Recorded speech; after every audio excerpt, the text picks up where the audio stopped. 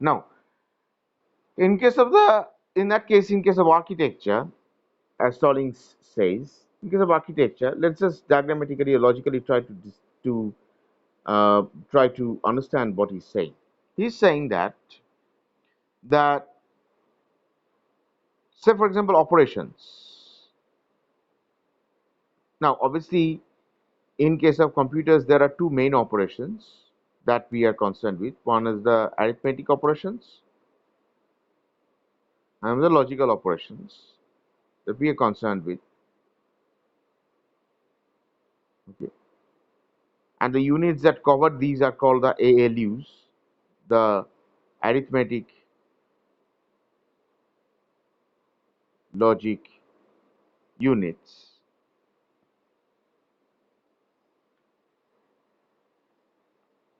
Now you see that's these two operations, the types of operations, arithmetic and logic, and there are obviously are several others, transfer operations,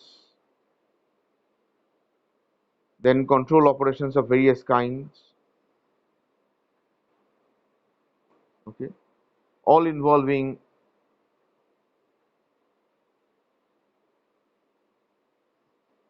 the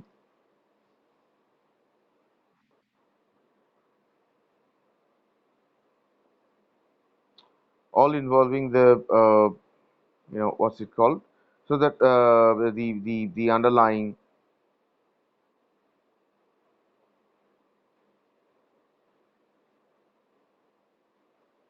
hardware. It's all involving the underlying hardware. Okay, which is obviously based on transistors.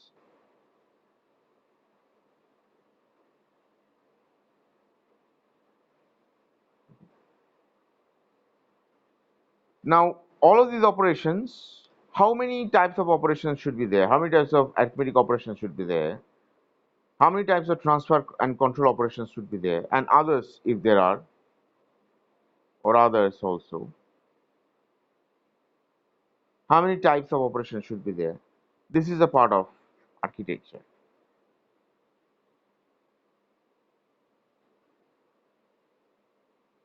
But imagine that this one part that we talked about, let's say multiplication. Now let us look at how can we do the multiplication. We can use a table, for example, like for example, if we can do 15 times 4 is equals to 60. We can do it from the table. Let us say we are doing it on paper. We can do 15 times 4 equals to 60, and that is from where? From memory, from a table. Correct? But we can also do 15 times 4 is equals to 15 plus 15 plus 15 plus 15. So this will be a table lookup. Okay, or a direct circuit, either way. And this on the other hand will be repeated use of adder. Is that clear to you guys?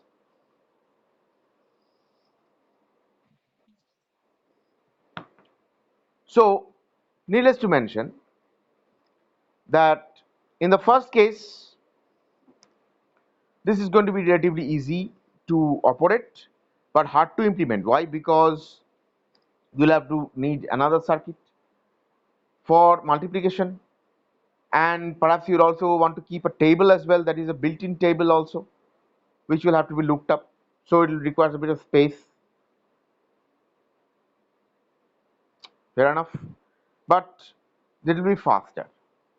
So if you have the space for that,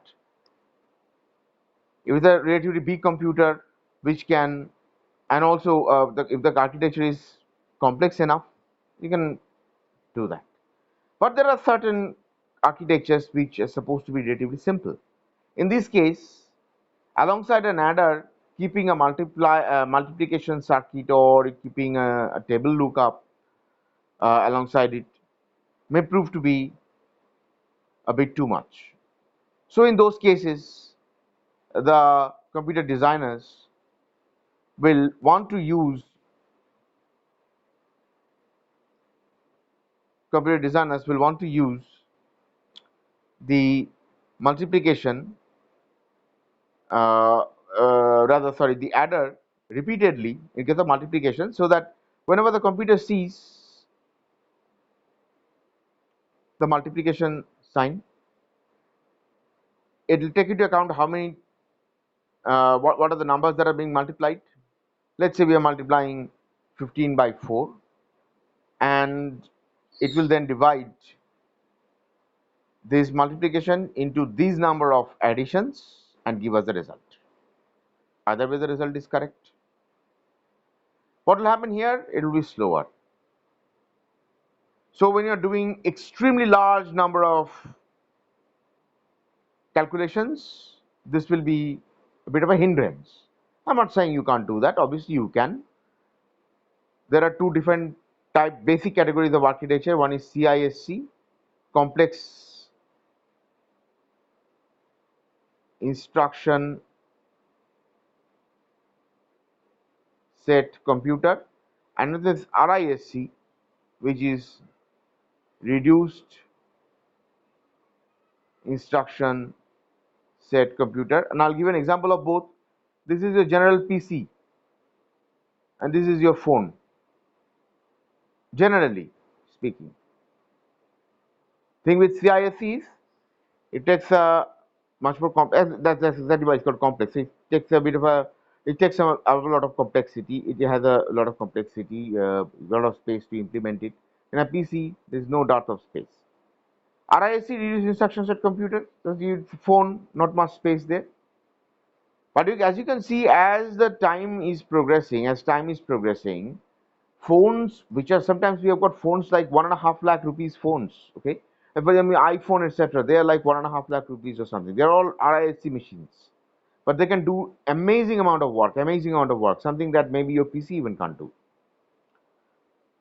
So basically they reduce instruction sets architecture, so that means that the number of instructions that the machine can follow is this. You can do 15 times 4, that's not a problem, but what the machine does it do directly this or a table lookup, or does it add it 4 times? That's up to the architecture, or rather that is that part of architecture which deals with. So this decision, okay, that is that part of architecture which deals with the actual way you implement the architecture. Okay. So the choice is the designer. So why and which one?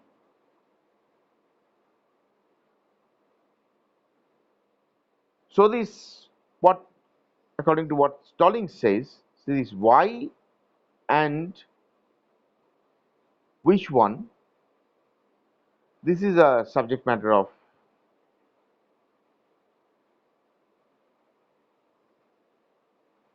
organization, a computer organization.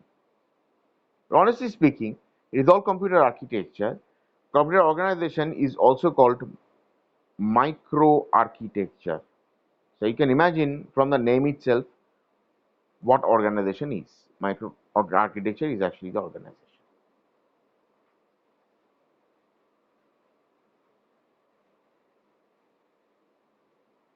Okay, do you understand this? Any questions?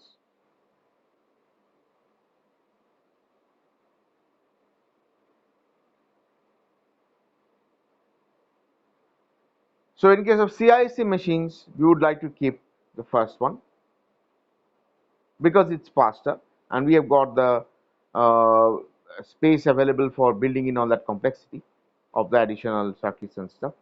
In case of RISC machines, we will keep the, I'm giving you one scheme, I'm not saying we will do that, but I'm saying that we might just do away with the tables and the dedicated multiplication circuits, and we just use the adders a repeated number of times. So in that case, how can we make these faster? Well, it is arguable that CIC machines are always faster than RISCs, but in case of RISCs, we can design the processors in such a way that repeated applications of the adder are rendered um, easily and in as least amount of time as possible. So there are different ways of optimizing the processor, different ways of optimizing the operating system, different ways of optimizing the instructions, so that even if you are using one circuit several times, it may not be as slow as you would think it to be, because the design makes it faster. So there you are. So if there is any problem regarding this, please tell me.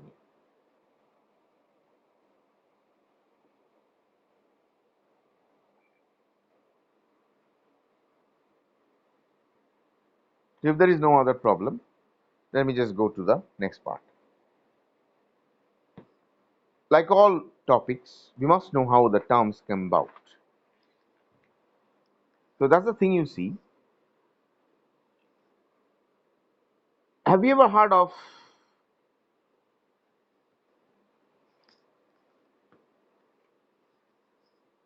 something called the analytical engine?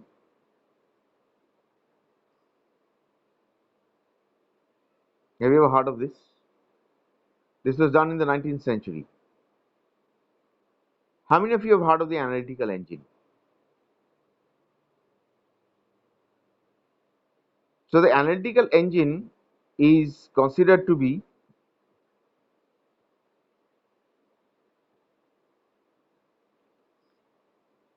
the that is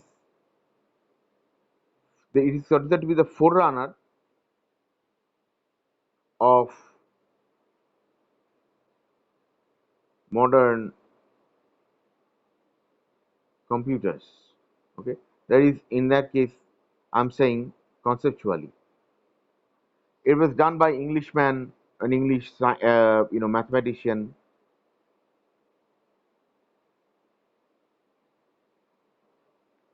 Charles Babbage,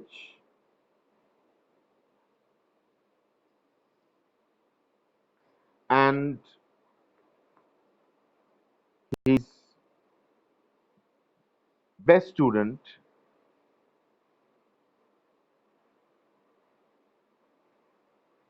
Lady Ada Lovelace. She is the one. She is supposed to be, or she is considered to be one of the first programmers of the world. And from her, or in her honor, the programming language Ada has been named.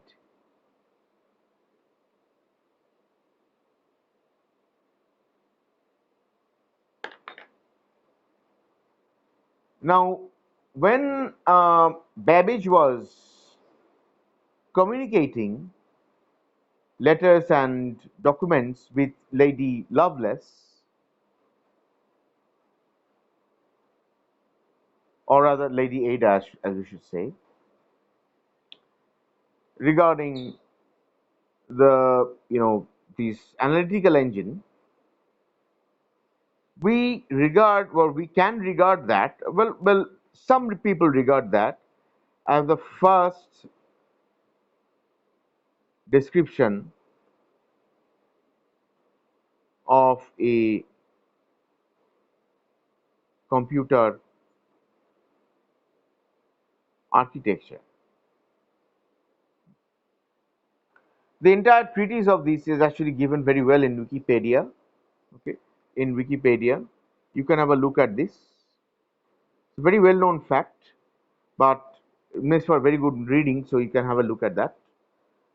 So this can be considered to be the first description of a computer architecture. Before that, many other attempts were there for making automatic calculators. They didn't call it computers; they called it calculators. And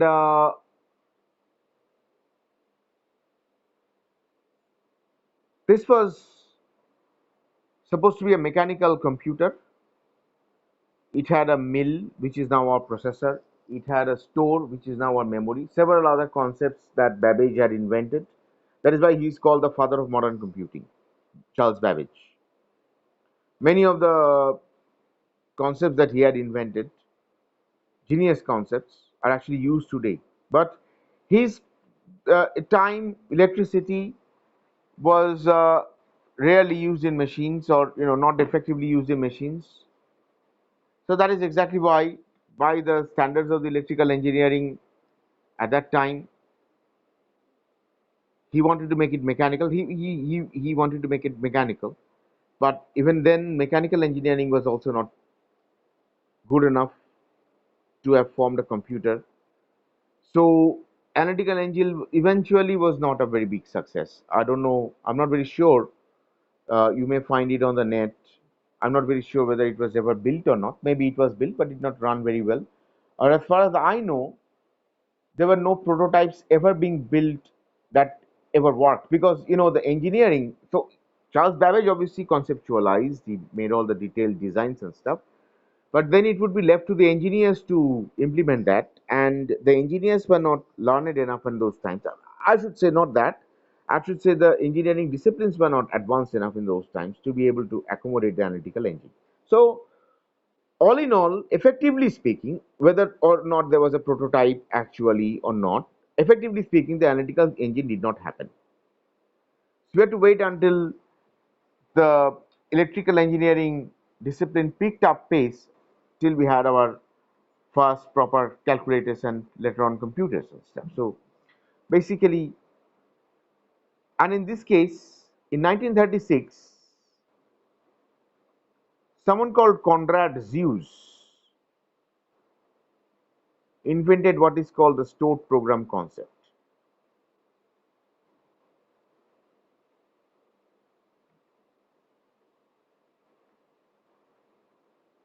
He mentioned first the stored program concept.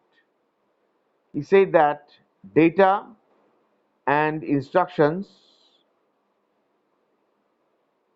could remain, and by then obviously memory etc. had started to be built. Although the memory technology was obviously by the standards of that time, it was very amazing. But in today's standards, obviously, it would be nothing. But anyways, memory etc. have been started to be built. So data and instructions could be residing in the same memory, and hence in the same format. This was later on expanded in 1945 by John von Neumann. You may know him as John von Neumann, but actually that's Neumann. He was of German descent, American of German descent. So John von Neumann, and as well as in 1945 by the very famous mathematician and computer scientist Alan Turing.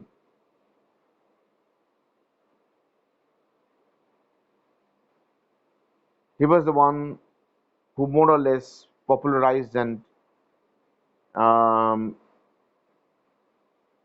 the concepts of automata and many other different types of, okay, uh, many other different types of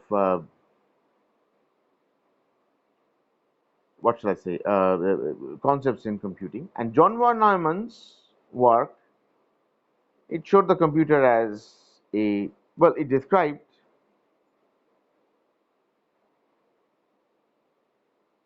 the interconnection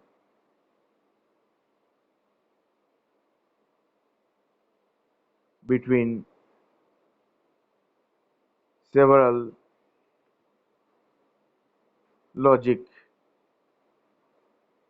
devices and setup. All of these helped in shaping today's computers.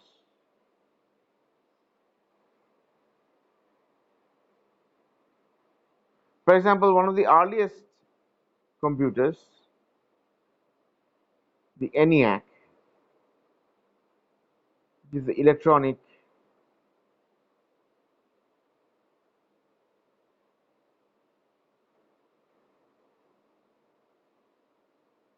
numerical integrator, and calculator. It was there. Then there was another one called EDVAC,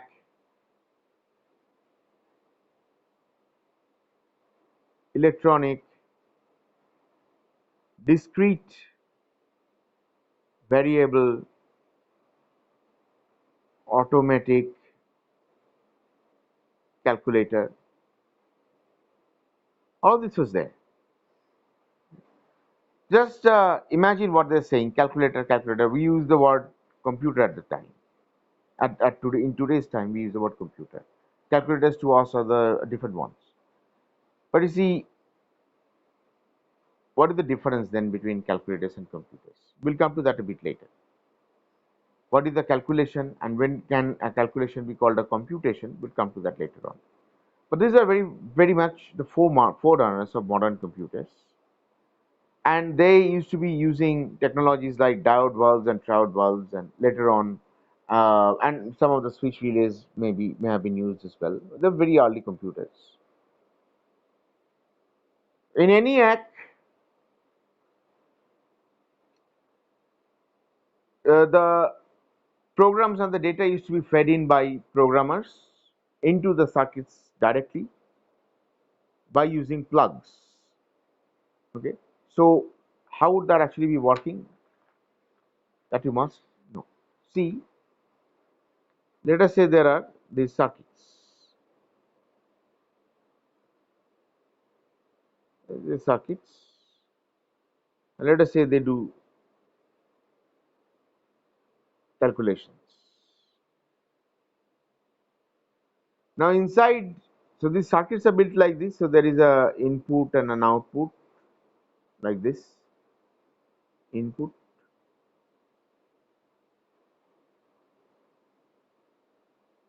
okay, just like you'd have in case of gates. So these circuits were made out of several gates and stuff, or several signal processors, several actually the ENIAC, um, it had the triodes and the diodes as the electronic switches for switching on and off the values, and giving a circuit a proper signal so that it can process it. This would process the signal and come out with an output, and this output will be received.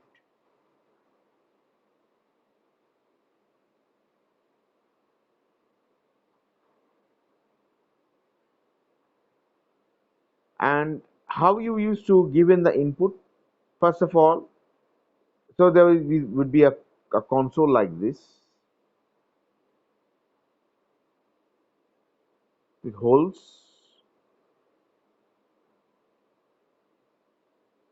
and you used to use plugs.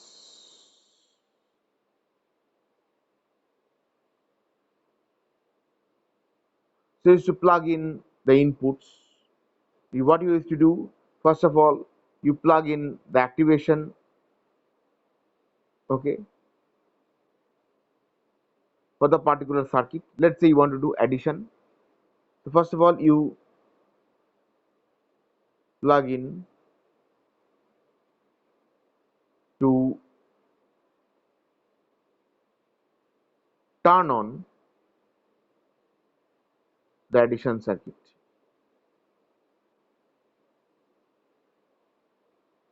Then you plug in, say, data 1. Then you plug in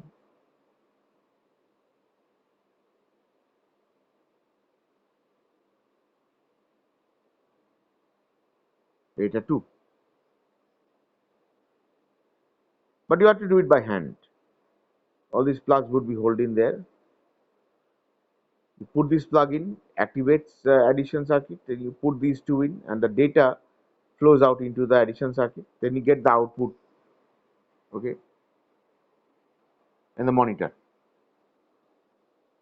Okay. Now, the monitor, either you could just receive the output through, I mean, as electric signals, obviously, then it would flow out into something where you would record it, or you could see it through some LEDs or whatever, or bulbs. You would see the outputs. Once that is there, it is recorded, and again these are plugged out, another set of plugins happen, and so on and so forth. You see, they constantly, it is another, although I'm not very sure about the exact working principles of the ENIAC, but it might be so that they used a series of plugins and activated them one after the other in some way. Some relay would be there, maybe some diode or triode would be used to activate some of the parts and some of the other parts, and so on and so forth, like that. You see, it's a very tedious affair, very tedious affair. So what does modern computers, or what do modern computers do? This entire thing is now kept in memory.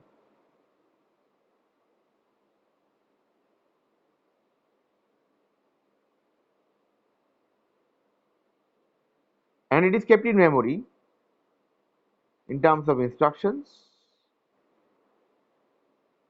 in terms of data, and they're all the same format.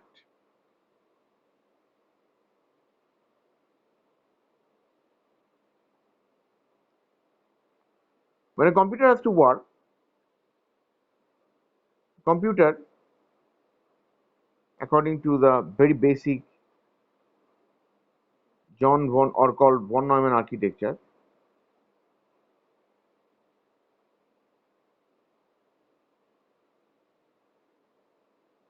it has a control unit that wants to, that controls the working of all the memories and the internal workings of these. It has the arithmetic logic units that we talked about,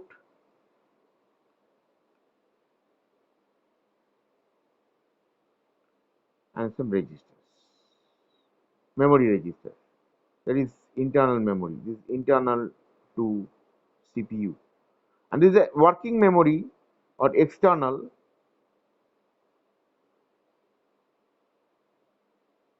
where the instructions and data are kept, and there are several. This entire memory is divided into small lines.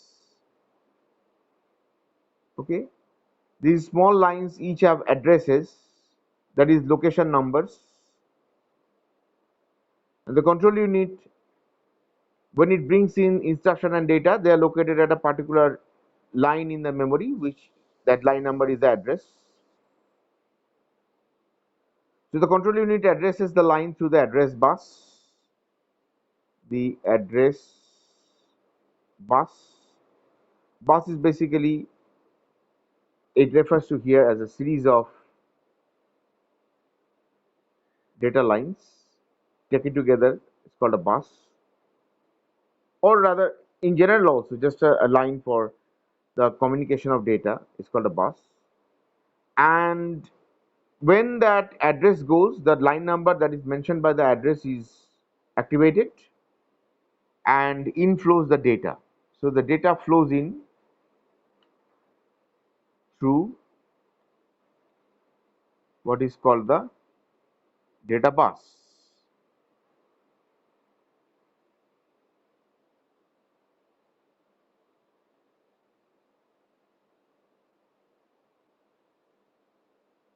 And when I say just data bus, it means instruction and data both. They are both residing in the same format, the same memory. This is the basics of von Neumann architecture. That it's got one interface. The data interface is only one. The address interface is also only one. So you can address any part of memory using the address interface through the address bus, and the data interface can bring in any data, and it is a two-way one, because obviously, you see, because obviously, as you see, once you've done some work here, where will you put the data? When you bring in the next data, it'll obliterate the previous work. So that work that you've just done, the result of that has to be put in back to the memory. So the data bus is now two ways here.